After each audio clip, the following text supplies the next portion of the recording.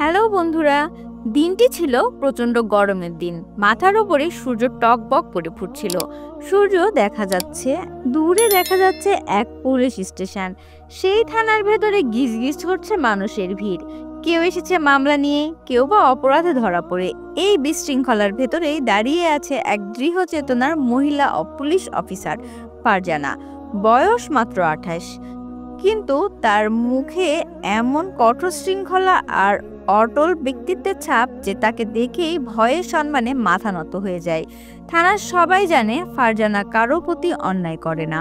অনেকেই বলে তিনি অপরাধীদের 1 ইঞ্চিও ছাড় দেন না, কিন্তু সত্যিই ফারজানার আসল শক্তি হলো তার ন্যায়ের প্রতি অবিচল বিশ্বাস। সত্যকে প্রমাণ করতে, ন্যায়ের জন্য শেষ পর্যন্ত লড়ে যেতে তিনি এক মুহূর্ত পিছপা হন না।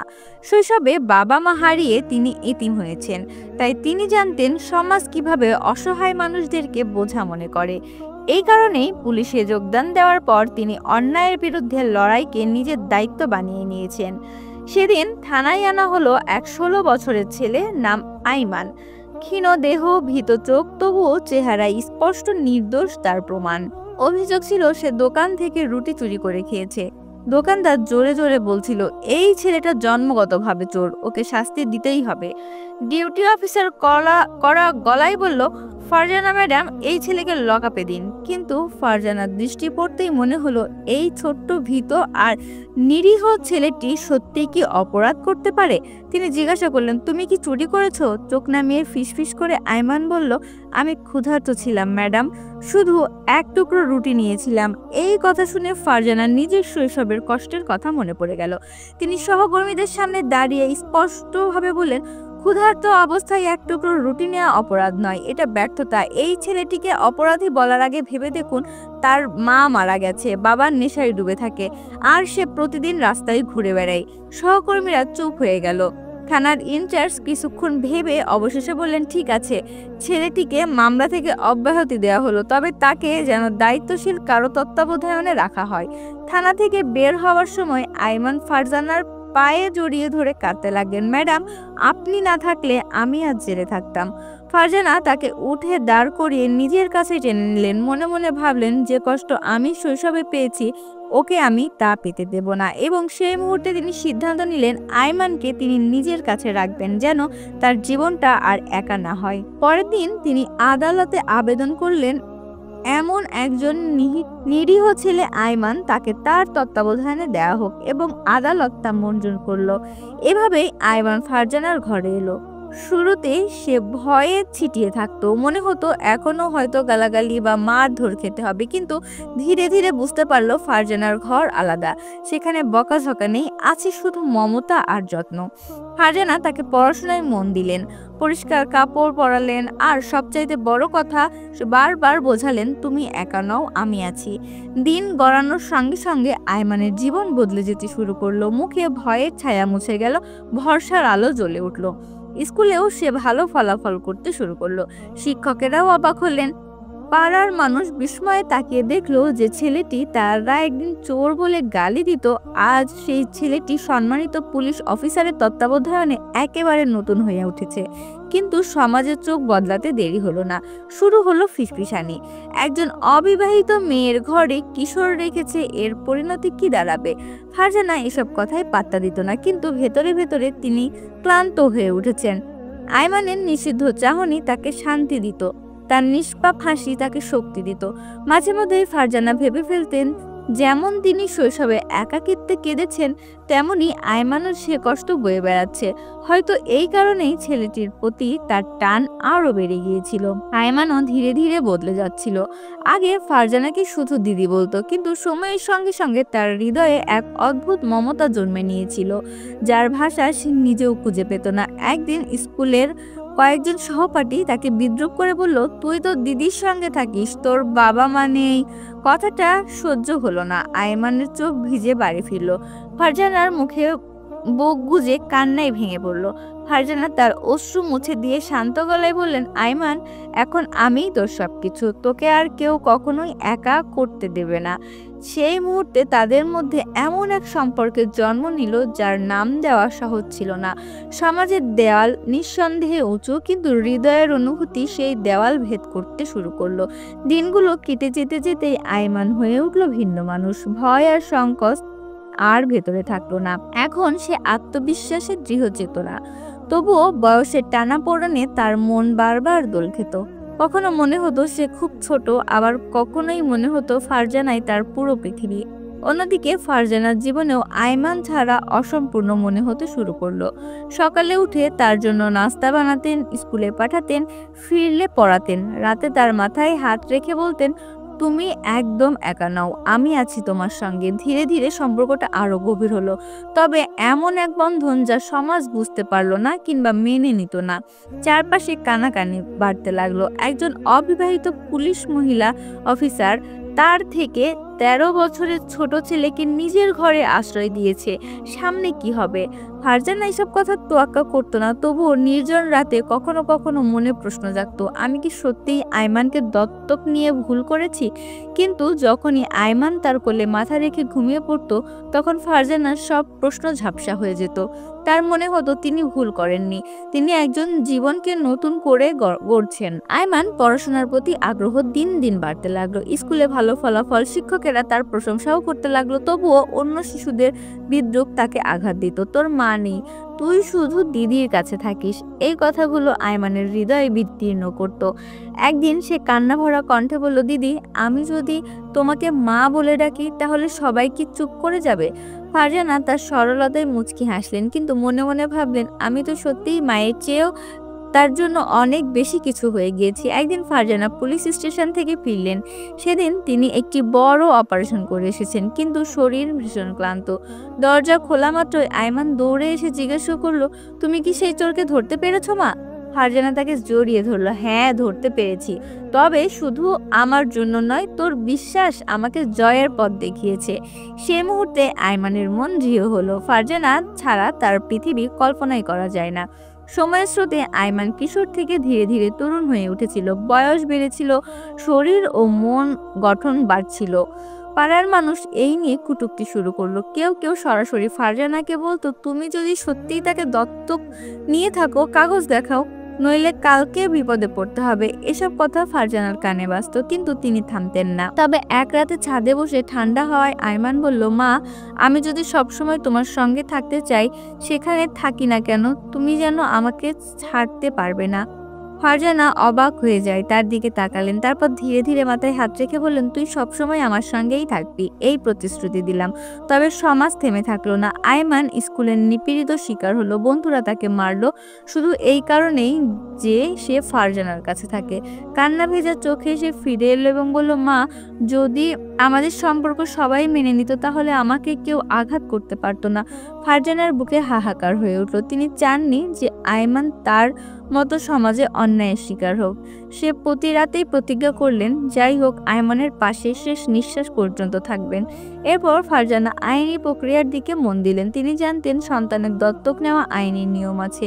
রাত জেগে আইনের বই উল্টাতে লাগলেন। আইনজীবী বন্ধুদের সঙ্গে কথা বললেন, জানালেন একজন অবিবাহিত নারীও একটি শিশুকে দত্তক নিতে পারে, তবে এটার সঠিক নথি থাকা জরুরি। এখন তার লক্ষ্য একটাই, আইনের পথে আইমানকে নিজের সন্তান হিসেবে স্বীকৃতি দেওয়া। এতে সমাজে যতই বাধা দিক না কেন, তিনি জানতেন মায়ের সম্পর্ক কাগজ কলমে প্রমাণ করার দরকার নেই। কিন্তু তিনি এই স্বীকৃতি দিলেন, আইমান আর কখনোই একা থাকবে না। আইমানও তখন প্রতিজ্ঞা করলেন, মা, আমি বড় হয়ে এমন মানুষ হব যাকে দেখে কেউ আর আমাদের নিয়ে আঙুল তুলতে পারবে না। এভাবেই শুরু হলো ফারজানা আর আইমানের নতুন সংগ্রাম, আইনের পথে সমাজের কটূক্তির বিরুদ্ধে নতুন জীবনের আলো জ্বালাতে। ফারজানা ভাবলেন, আমি যদি দৃঢ় আইনের পুলিশ হয়ে আইমানের পাশে দাঁড়াতে না পারি, তবে আমার সমস্ত পড়াশোনার সংগ্রাম, পুলিশের চাকরি সব বৃথা। অন্যদিকে আইমান দিন রাত একাই ভয়ভুক্ত। সমাজ আর স্কুলের বিদ্রূপ থেকে মুক্তি কবে পাবে সে? তার মন পড়াশোনা থেকে সরে যাচ্ছিল। মাঝে মাঝে সে ফারজানাকে জড়িয়ে ধরে বলতো, মা, তুমি যদি আমাকে অফিসিয়ালি তোমার ছেলে বানাও তাহলে কেউ আর কিছুই বলতে পারবে না। শুরুতে ফারজানা বোঝাতেন, তুমি এখন ছোট, ধীরে ধীরে সব হবে। কিন্তু তিনি নিজেও বুঝতে শুরু করলেন আয়মান কেবল বয়সে ছোট, কিন্তু বেদনা ও সংগ্রামে অভিজ্ঞতায় সে অনেক পরিণত। এদিকে পাড়ার মানুষের কথাবার্তা দিনকে দিন বিষাক্ত হয়ে উঠল। কেউ বলতো এই সম্পর্ক ভুল, কেউ আবার বিদ্রূপ করে বলতো ফারজানা একাকিত্ব দূর করতে ছেলেটিকে আশ্রয় দিয়েছে। এমনকি পুলিশ স্টেশনের কিছু সহকর্মী ও আইনজীবী তাকে ব্যঙ্গ করত। অন্যের আইন জিততে গিয়ে নিজের জীবনের বিশৃঙ্খলা ডেকে এনেছো, এইসব কথা শুনে ফারজানা ভেঙে পড়েছিল। কিন্তু প্রতিবারই আয়মান তার হাত ধরে বলতো, মা, তুমি আমাকে ছেড়ে যেও না, তুমি আমার পৃথিবী। একদিন স্কুল থেকে আয়মান মার খেয়ে ফিরল, মুখে আঘাতের দাগ। কিন্তু কিছু ছেলে বিদ্রূপ করে বলেছিল, তোর পুলিশ দিদি তোকে দত্তক নিয়ে বসে আছে, কালকে তোকে রাস্তায় ফেলে দিবে। এই কথা শুনে আয়মান ভেঙে পড়ল, কান্নায় বলল, মা, আমি আর এই অপমান সহ্য করতে পারছি না। তুমি যদি আমাকে সত্যিই নিজের সন্তান হিসেবে স্বীকৃতি দাও তবে আমি নতুন করে বাঁচার শক্তি পাবো। ফারজানার বুক হাহাকার করে উঠল। তিনি বুঝলেন এখন যদি তিনি কোনো কঠোর আইন সঙ্গত পদক্ষেপ না নেন তবে আয়মান চিরদিনের জন্য ভেঙে পড়বে। সেই রাতেই তিনি দৃঢ় সিদ্ধান্ত নিলেন, তিনি দত্তক প্রক্রিয়া শুরু করবেন।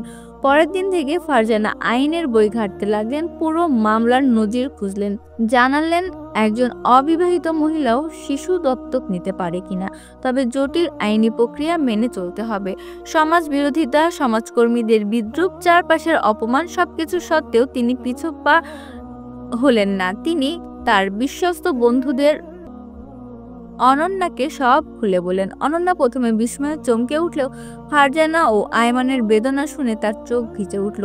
যদি এতটাই তোমার আর আয়মানের জীবনের নিরাপদ পথ হয় তবে আমি তোমার পাশে আছি, এটা বলল অনন্যা। এরপর কয়েক সপ্তাহ ধরে ফারজানা আইনি প্রক্রিয়ার কাগজপত্র জোগাড় করতে লাগলেন, আদালতে আবেদন জমা দিলেন।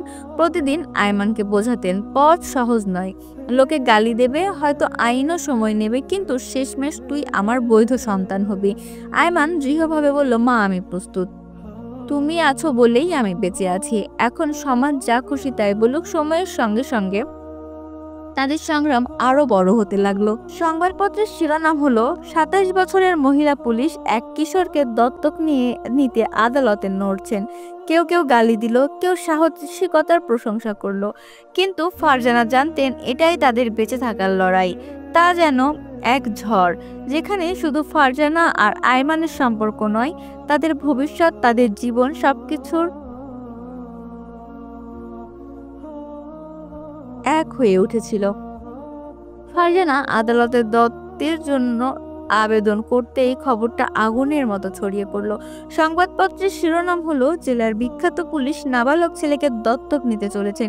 টিভি চ্যানেলগুলো রাতারাতি বিতর্কে মেতে উঠল। কেউ বলল এটা এক মহিলার একাকিত্বের প্রকাশ, কেউ বলল এটা সমাজের বিরুদ্ধে বিদ্রোহ, আবার অনেকেই সরাসরি দাবি তুলল একজন পুলিশ আইনের সীমা লঙ্ঘন করছে, তার লাইসেন্স বাতিল করে দেওয়া হোক, তাকে চাকরিচ্যুত করা হোক। আদালতের পরিবেশ উত্তপ্ত হয়ে উঠল। পুলিশ স্টেশন থেকে নোটিশ পাঠালো তাকে, কেন চাকরি থেকে অব্যাহতি দেওয়া হবে না। শিশু সুরক্ষা সংস্থা অভিযোগ তুলল, এক অবিবাহিত নারী কিভাবে নাবালককে দত্তক নেবে, এত প্রচলিত ব্যবস্থার বাইরে। এমনকি পুলিশের ঊর্ধ্বতন কর্মকর্তারাও তদন্তে নামলো, আইন ভঙ্গ হয়েছে কিনা তা দেখতে। এই ছিল ফারজানার জীবনের সবচাইতে কঠিন সময়, কিন্তু তার সামনে অটল ভরসার মতো দাঁড়িয়েছিল আয়মান। তার চোখে দৃঢ় বিশ্বাস ঝলমল করছিল। সে বারবার ফারজানার হাত ধরে বলতো, মা, ভয় পেও না, তুমি একা নও, আমি আছি।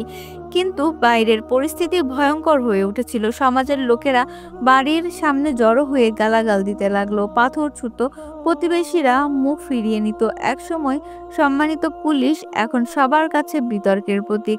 মামলার শুনানি শুরু হলো। আদালতের কক্ষে সবার দৃষ্টি ফারজানা ও আয়মানের ওপর। বিচারক গভীর স্বরে আয়মানকে জিজ্ঞেস করলেন, তোমার বয়স কত? আয়মান বলে উঠল, আমার বয়স ১৬। বিচারক বললেন, তাহলে তুমি জানো এই বয়সে দত্তকের আবেদন অস্বাভাবিক, সমাজ কি বলছে জানো? আয়মান বুক টান টান করে উত্তর দিল, মাননীয় বিচারক, আমি জানি নিয়ম আছে, কিন্তু এটাও জানি যদি ফারজানা মা আমাকে আশ্রয় না দিতেন আমি হয়তো বেঁচে থাকতে পারতাম না। তিনি আমাকে শুধু রুটি দেননি, জীবন দিয়েছেন। যদি এটা অপরাধ হয় তবে আমি সেই অপরাধের স্বীকার করতে পারি। কথাগুলো শুনে কোর্টের বিচারক রুম নিস্তব্ধ হয়ে গেল। বিচারক এবার ফারজানার দিকে তাকালেন। তুমি একজন অভিজ্ঞ পুলিশ, আইন জানো, তবে কেন এই পথে এলে? ফারজানার চোখ ভিজে উঠল। তিনি শান্ত স্বরে বললেন, মাননীয়, আমি জানি আইনের নিয়ম আছে, কিন্তু কখনো কখনো আইনের চেয়েও বড় হয় মানুষের জীবন। আমি শৈশবে বাবা মা হারিয়েছি। একাকিত্ব কি তা আমি জানি। আইমানও সেই একই যন্ত্রণা সহ্য করছে। আমি যদি ওকে বৈধভাবে আমার সন্তান করতে না পারি তবে সমাজ ওকে শেষ করে দিবে। আমি আইনের বৈধতা হয়তো ভুল করেছি, কিন্তু হৃদয়ের বইতে ঠিক আছি। আদালতের ভেতরে নানা প্রতিক্রিয়া দেখা গেল। কেউ বলল এটা আবেগপ্রবণতা, কেউ আবার বলল সাহসিকতার প্রশংসা। মামলাটি গুরুতর হওয়ায় বিচার সেদিন কোনো রায় দিল না। শুনানি মুলতবি করলেন, কিন্তু বাইরে মিডিয়া বিতর্কে আরো উস্কে দিল। হৃদয়ের সম্পর্ক কি আইনের ঊর্ধ্বে? নারী অধিকার সংগঠনগুলো ফারজানার পাশে দাঁড়ালো। তারা বলল, যদি সম্পর্কটা ভালোবাসা আর সুরক্ষার ওপর দাঁড়ায় তবে একে কোনো অপরাধ বলা যায় না। অন্যদিকে শিশু সুরক্ষা সংস্থা কঠোর অবস্থান নিল। এটা আইন ভাঙা, শিশুর ভবিষ্যৎ ধ্বংস করা।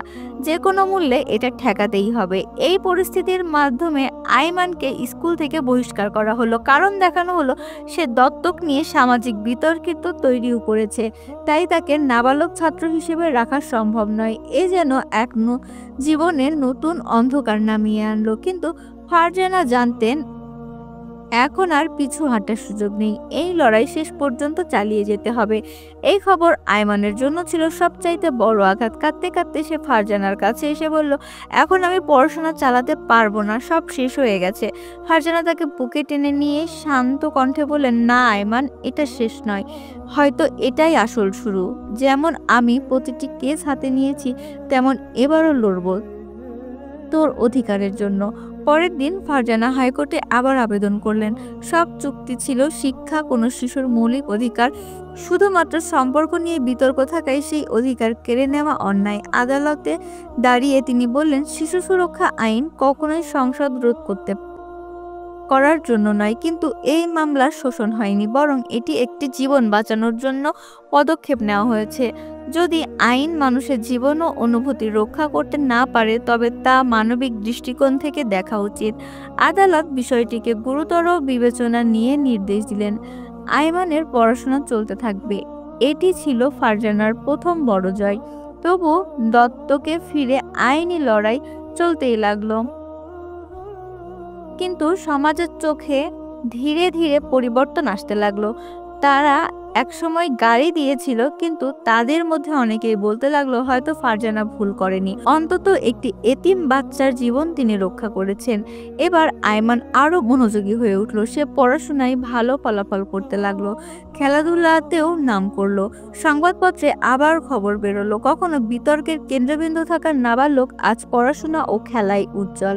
সময় গড়ালো। অবশেষে আইমানের বয়স এখন 20 বছর পেরোলো। সেদিন ফারজানা তার দিকে তাকিয়ে বলল, এখন আমাদের সম্পর্ক আইনের চোখেও বৈধ। আইমান হেসে জবাব দিল, মা, আমাদের সম্পর্ক তো সেদিন থেকেই বৈধ যেদিন তুমি আমার হাত ধরেছিলে। সমাজের মানুষ যারা এক সময় তাদের তিরস্কার করত, ধীরে ধীরে তাদের সম্মান করতে শুরু করলো। অবশেষে আদালতের রায় জানানো হলো। যদিও শুরুতে আইমানের সীমা লঙ্ঘিত হয়েছিল, তবে পরিস্থিতির বিবেচনায় এই বৈধ সম্পর্ক হিসেবেই মান্য হলো। সেদিন ফারজানা আইমানের হাত শক্ত করে ধরেছিল। তার চোখ ছিল গভীর সন্তুষ্টি। যে ছেলেটিকে তিনি অপমান ও একাকিত্ব থেকে বাঁচাতে লড়েছিলেন, সেই ছেলেই আজ নিজের পায়ে দাঁড়িয়েছে। আইমান পড়াশোনা শেষ করে আইনজীবী ডিগ্রি অর্জন করলো আর একদিন আদালতে দাঁড়িয়ে ঘোষণা করলো, আজ থেকে আমি প্রতিটি সেই শিশুর মামলা লড়ব যে সমাজ আর পরিস্থিতি একা ফেলে দিয়েছে। সেদিন শুধু আদালতের রায় নয়, সময় যেন সাক্ষী হয়ে রইল। ফারজানা ও আইমানের গল্প প্রমাণ করে ভালোবাসার দায়িত্ব আর অপমান বয়স ও সমাজের সীমারেখার চেয়ে অনেক বড়। একসময় যা সমাজের চোখে অপরাধ ছিল, আজ সেটি হয়ে উঠল প্রেরণা, আর তাদের জীবন বদলে গেল চিরতরে। তো বন্ধুরা, এই ঘটনাটি আমাদের শেখায় যে ভালোবাসা আর দায়িত্বের শক্তি সমাজের বাধার নিয়মকানুন থেকেও গভীর হতে পারে। অন্যায়ের বিরুদ্ধে দাঁড়িয়ে কেউ সুযোগ দিলে তার জীবন বদলে যায়, আর সেই পরিবর্তন একসময় সমাজকেও নতুনভাবে ভাবতে বাধ্য করে। বন্ধুরা, এই ছিল আমাদের আজকের ভিডিওটি আপনাদের কাছে কেমন লাগলো তা অবশ্যই কমেন্ট করে জানাবেন আমাদেরকে। ভিডিওটি ভালো লাগলে অবশ্যই লাইক দিবেন এবং বেশি বেশি শেয়ার করবেন, আর আমাদের চ্যানেলটি সাবস্ক্রাইব করতে ভুলবেন না কিন্তু। ধন্যবাদ সবাইকে।